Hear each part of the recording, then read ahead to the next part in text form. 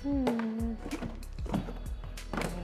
Kamu ngapain sih, Vika? Astaga. Ini Bayu, aduh aku lagi memilah-milah sampah. Sini bantuin dong. Bantuin Ini ngapain? sini.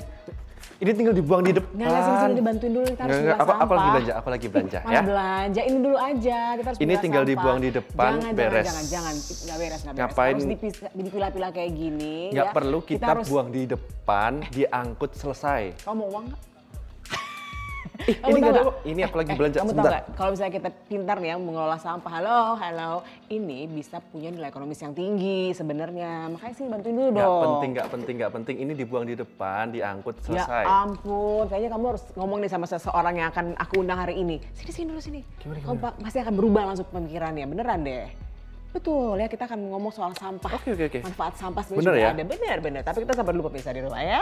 Oke, salam Super Suara Perempuan. Selamat datang di komunitas Super, dan di komunitas ini kita akan berbincang dan berbagi inspirasi dari sosok-sosok perempuan yang hebat dan berprestasi di bidangnya. Ya, siapa kira-kira tamu kita hari ini? Kita lihat saja terlebih dahulu profilnya yang satu ini.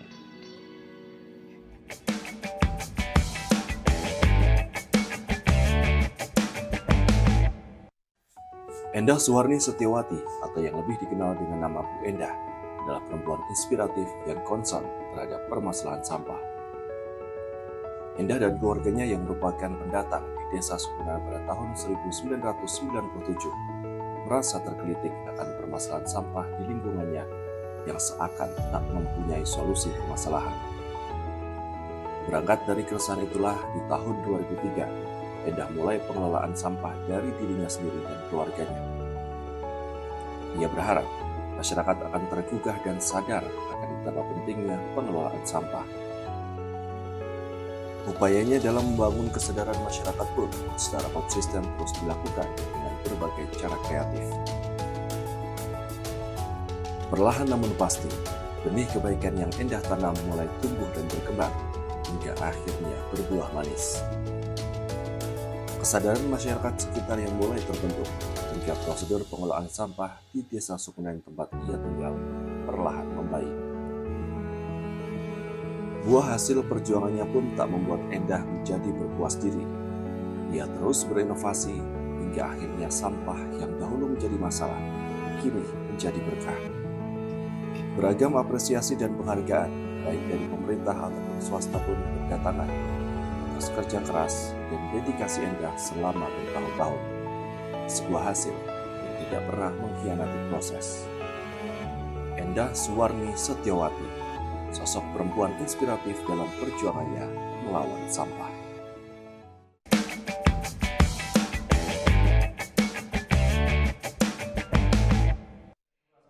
Iya, ini sudah hadir bersama kita hari ini di Super, seseorang yang akan menginspirasi sekali dan membuat kita akan sadar pentingnya menjaga lingkungan melalui pengelolaan sampah begitu ya. Beliau adalah Bu Endah Suwarni Setiawati. Ini nanti diajarin langsung nih ya kepada Bayu yang tadi sempat ngeyel gitu loh. Bu Endah apa kabar? Alhamdulillah sehat. Sugeng Rawuh, Bu Endah. Nanti saya pengen diajarin karena saya nggak percaya tadi kalau omongan Iya loh. Kita nanti Padahal kan belajar sampah bersama. juga punya nilai ekonomis yang tinggi kalau kita pintar-pintar untuk mengelolanya, benar nggak Bu? Iya. Ya, jadi beliau ini adalah seorang inisiator pengelola sampah dari tahun 2001. 2001. Itu Wow, luar dari biasa sini. ya. Sebenarnya apa sih yang membuat Ibu mungkin melatar belakangi Ibu kemudian peduli dengan pengelolaan sampah? Apa yang menjadi keresahan saat itu gitu loh? Sebenarnya bermula dari permasalahan sendiri dulu ya, Mbak, ya. Jadi karena saya mulai tinggal di daerah di Kampung Sukunan itu mulai tahun 97. Oke, 97. Nah, di situ kami mengalami kebingungan. Jadi karena tidak punya halaman, tidak punya belum ada pelayanan dari pemerintah untuk bagaimana sampah ini. Nah, waktu itu masing-masing mengatasi sampah sendiri dan sementara saya tidak punya halaman, makanya kemudian bingung sampah saya mau kemana. Nah, waktu itu hanya dibawa ke kantor. Nah, lama-lama juga bosan juga ya. Nah, dari situ ada dukungan dari warga petani di sana. Itu tahun 2000 sudah mulai mengeluhkan adanya sampah masuk ke area sawah. Nah, dari situ akhirnya menggugah kami, saya dengan suami, mencari solusi sebaiknya seperti apa. Makanya kemudian datang ke pemerintah, jadi ke pihak yang berwenang, bagaimana sih cara mengatasi sampah kalau kami ada pelayanan, ternyata harus membayar. Nah itu kalau membayar berarti harus berapa? Kakak yang membayar itu. Waktu itu 30 kakak. Tetapi karena di kampung kami belum merasa bermasalah, walaupun caranya salah karena dengan cara dibakar tidak mau. Makanya kemudian kami mencari solusi yang lebih mudah dan tidak perlu biaya. Makanya kemudian kami belajar ke pemulung. Jadi kami belajarnya ke pemulung dari dari pemulung. Dari pemulung itu dari rumah ke rumah kami setiap ketemu kami tanyain sebenarnya apa sih sampah yang diambil, terutama yang laku keras, sampai ke TPS, bahkan sampai ke TPA. Ternyata di TPA itu ratusan pemulung menunggu datangnya truk pengangkut sampah. Nah disitulah akhirnya kami mencatati, oh ternyata hampir semua sampah itu punya nilai ekonomi. Gitu ya, bermulai dari situ ya. Wow. Tapi Bu Endah kan pendatang ya, dari tahun 97 dan sudah berpuluh-puluh tahun, 21 tahun tadi berada di Desa Sukunan menginisiasi. Pasti nggak mudah ya Bu Endah ya. Tantangannya apa sih Bu ketika menjadi seorang pendatang tapi punya ide untuk bikin desanya itu bersih gitu? Ya sebenarnya tadinya juga kami berpikir kami itu cuma pendatang. Jadi saya dengan suami itu kita itu cuma pendatang, apa bisa? Nah, kami saling menguatkan. Kalau kita punya niat baik, insya Allah pasti akan ada jalan. Nah, makanya kami tetap berusaha. Intinya kami mencoba duluan. Jadi kita harus mencari bukti agar nanti kalau kami menyampaikan ke masyarakat itu percaya gitu dan mau menerima. Makanya kami mencoba dulu di rumah bagaimana sih cara memilahkan, cara mengatasi sampah itu. Setelah kita punya hasil baru kita sampaikan. Itu berapa lama tuh dari awal sampai akhirnya bisa dapat hasilnya gitu di rumah sendiri? R&D istilahnya ya? Kurang lebihnya 4 bulan. 4 bulan ya trialnya gitu ya. Kami punya prinsip, satu keteladanan lebih berarti daripada 1000 nasihat. Jadi kami mencari bukti dulu, nanti begitu kita ngomong ke orang itu lebih mudah dan akan dipercaya. Dan itu kemudian ke masyarakat, tetangga-tetangga begitu ya. Bagaimana kemudian waktu itu respon dari masyarakat dan apa yang kemudian Ibu lakukan untuk meyakinkan masyarakat tuh nih untuk mau mengelola sampah saat itu? Ya sebenarnya gampang-gampang susah ya. Dan kebetulan masyarakat di Kampung Sukunan itu mudah untuk diajak berubah, sehingga begitu mudahnya kita masuk di situ, walaupun memang ada tantangan-tantangan, tetapi itu bagi kami belum begitu terlalu bermasalah karena pasti semua itu ada tantangannya, jadi tetap kita seperti itu. Berarti cukup mudah untuk menggerakkan hati masyarakat ya, kala itu ya Bu ya. Tapi menurut Bu Endah apa sih yang paling bermanfaat atau paling kena tuh cara apa? Kan sekarang apalagi Jogja darurat sampah ya. Banyak tuh tulisan-tulisan dilarang buang sampah dan lain sebagainya, himbauan. Kalau menurut Bu Endah yang paling efektif untuk mengajak masyarakat? Ya, kalau waktu itu karena kan di tempat kami masih kampung ya, kampung intinya.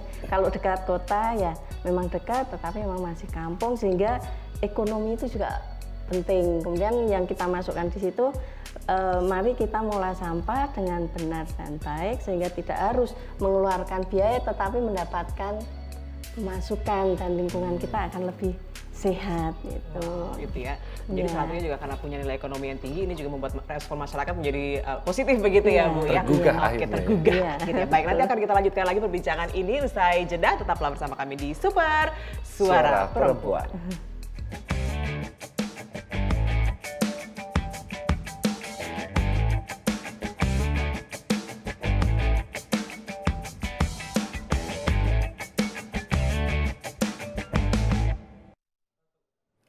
Halo pemirsa, kembali lagi di Super Suara Perempuan dan masih bersama dengan Bu Endah, seorang inisiator pengelolaan sampah di Desa Wisata Sukunan yang sudah 21 tahun ya, luar biasa sekali.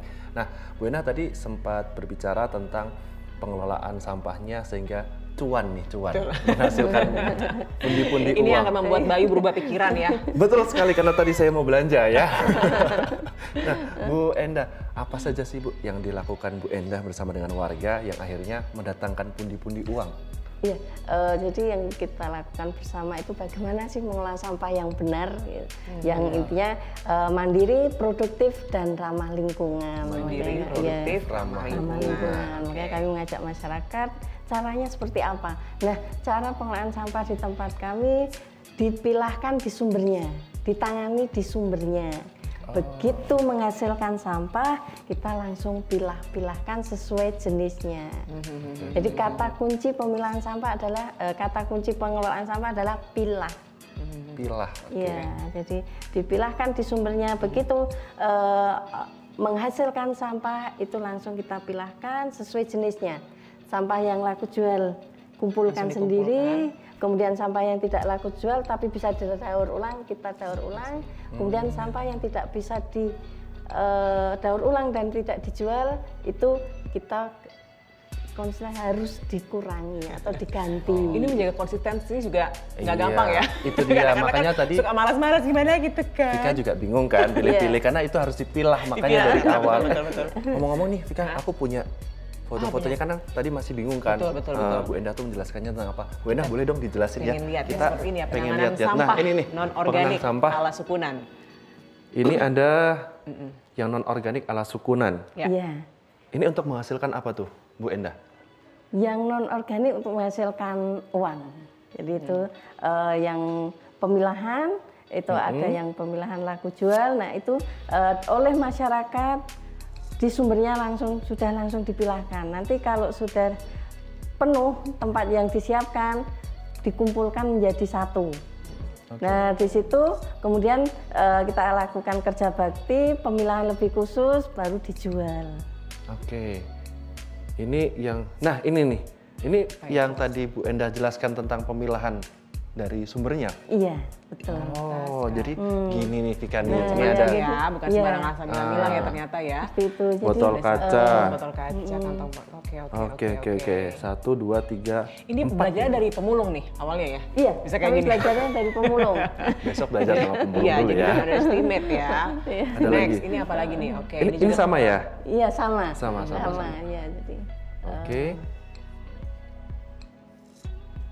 Nah, kalau ini Bu Endah? Kalau ini pengomposan. Komposter itu untuk mengatasi sampah organik.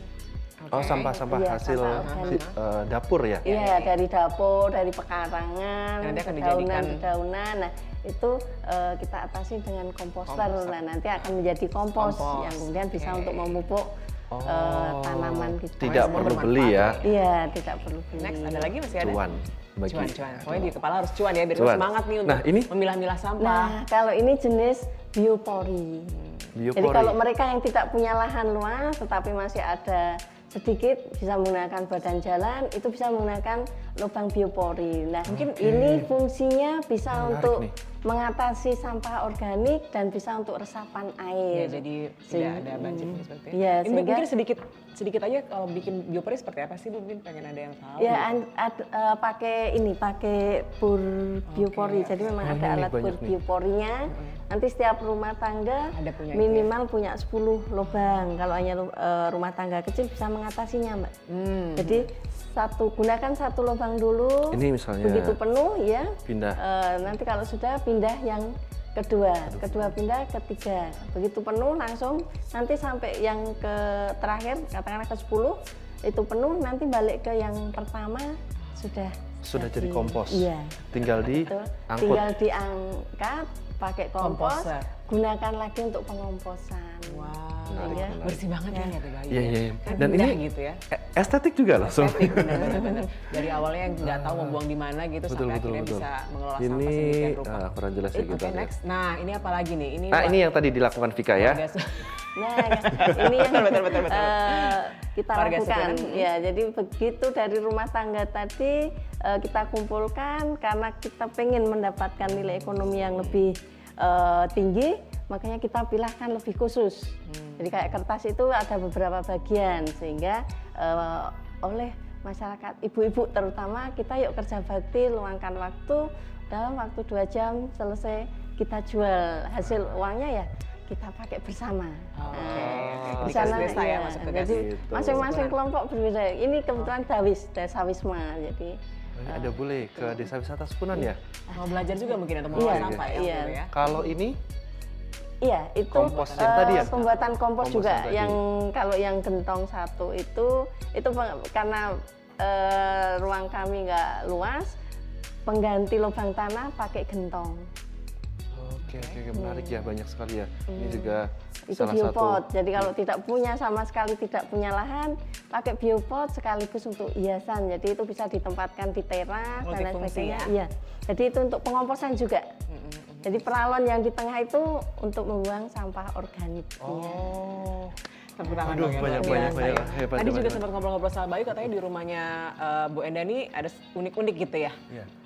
Ada sempat kulkas alami. Kulkas alami loh. Gila, seperti apa tuh kulkas alami? Kulkas alami. Irit listrik ya. Dibuat dari apa tuh Bu? Mungkin bisa ceritakan sedikit atau menginspirasi.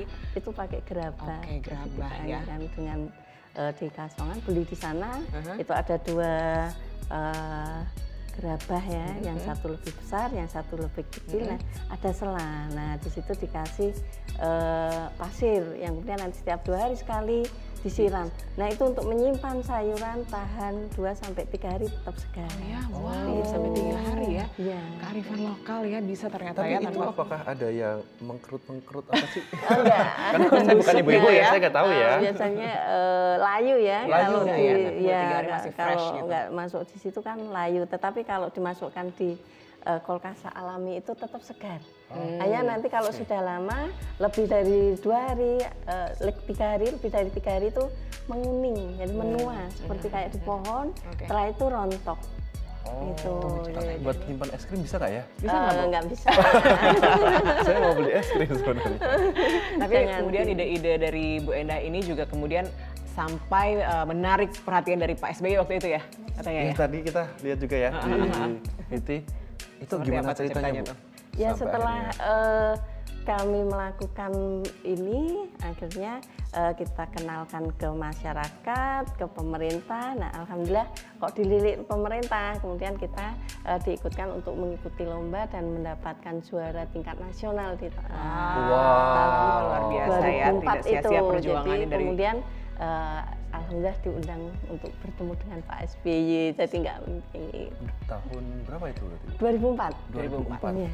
2004 dan bisa ketemu dengan Pak ya. Menteri juga. Menghasilkan hasil ya. Oke, nanti kita lanjutkan lagi Bu Endah ya. Tetap bersama kami di Super Suara Perempuan. Kami kembali sesaat lagi.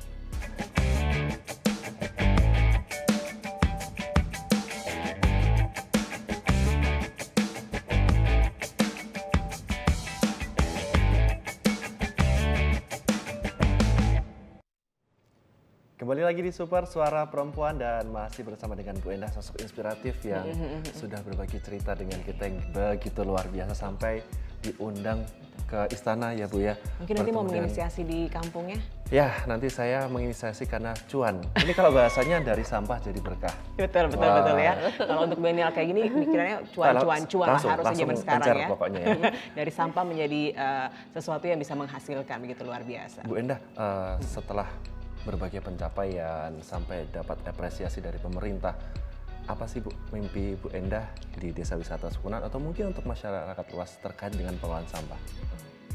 Mimpi kami Desa Wisata Sukunan itu lebih indah, bersih dan menarik, bebas dari polusi, sehingga kesehatan masyarakat akan terjaga. Dan harapan kami ke masyarakat yang lain dari kalangan apapun di Indonesia, semoga mereka mulai peduli bagaimana menangani lingkungan dengan cara memulai dari sampahnya, sehingga nanti sampah itu tidak akan menjadi masalah tetapi membawa berkah.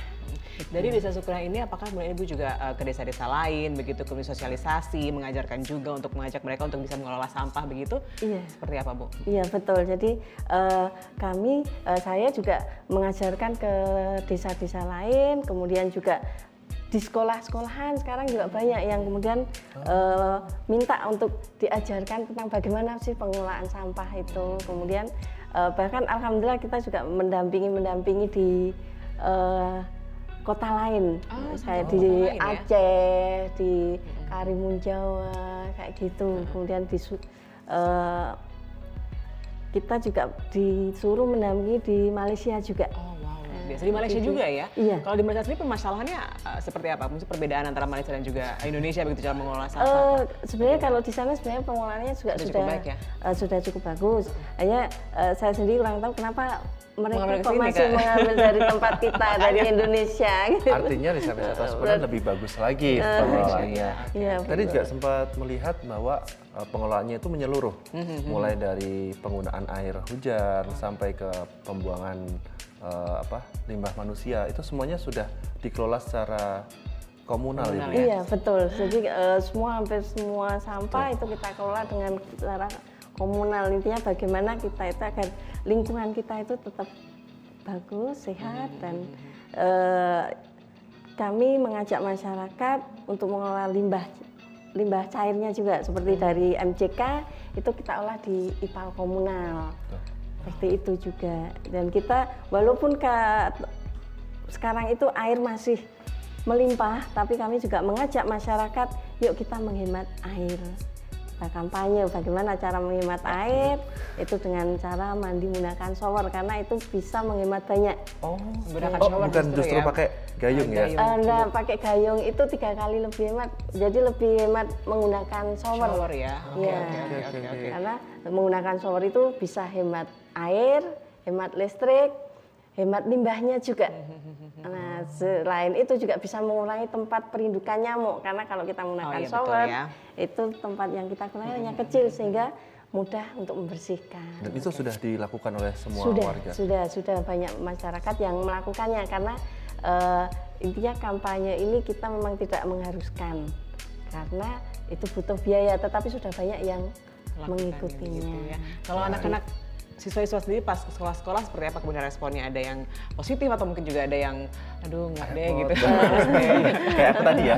Iya, respon masyarakat ya berbeda-beda. Walaupun sudah lama ya, sudah 21 tahun, tetapi namanya ini prinsipnya mengubah perilaku ya Mbak ya. Jadi butuh ketelatenan. Susah ya, tidak gampang gitu. Iya, makanya walaupun sudah tapi tempat kami di Sukunan juga belum 100%, tetapi sudah mencapai 90 lebih. Untuk mereka bagaimana menangani sampah. Gitu. Baik, oke. Mungkin pesannya untuk terakhir ya masyarakat ya di Yogyakarta dan juga Indonesia secara lebih luas lagi, bagaimana untuk lebih peduli kepada lingkungan dengan cara mengolah sampah ini seperti apa, Bu? Jadinya bagaimana pengelolaan sampah ini kita mengajak ke masyarakat luas, yuk kita atasi sampah sejak di sumbernya. Jadi sehingga nanti dengan seperti itu, insya Allah intinya di lingkungan maupun di Indonesia akan bebas sampah. Indonesia saling ini ya, saling mendukung baik dari masyarakat maupun dari pemerintah. Ya, gitu. Terima kasih banyak Bu Endah, menginspirasi sekali gitu ya, menginspirasi sekali untuk Bayu mengelola sampah, menambah pundi-pundi cuan-cuan. Aku tersadarkan ya. Ya kan? Terima kasih Bu Endah. Terima kasih. Saya sudah tercerahkan hari ini. Terima kasih Bu Endah. Sampai ketemu lagi, nanti kita belajar lebih banyak lagi bagaimana cara mengolah sampah begitu ya. Betul banget. Dan pemirsa, itu tadi perbincangan kita yang seru sekali bersama dengan Ibu Endah, dan akhirnya saya tercerahkan. Apakah Anda yang di rumah juga tercerahkan? Semoga ya, pastinya ya. Dan kita bertemu lagi di Super episode selanjutnya. Teruslah berkarya dan makin hebat perempuan Indonesia. Salam Super Suara Perempuan.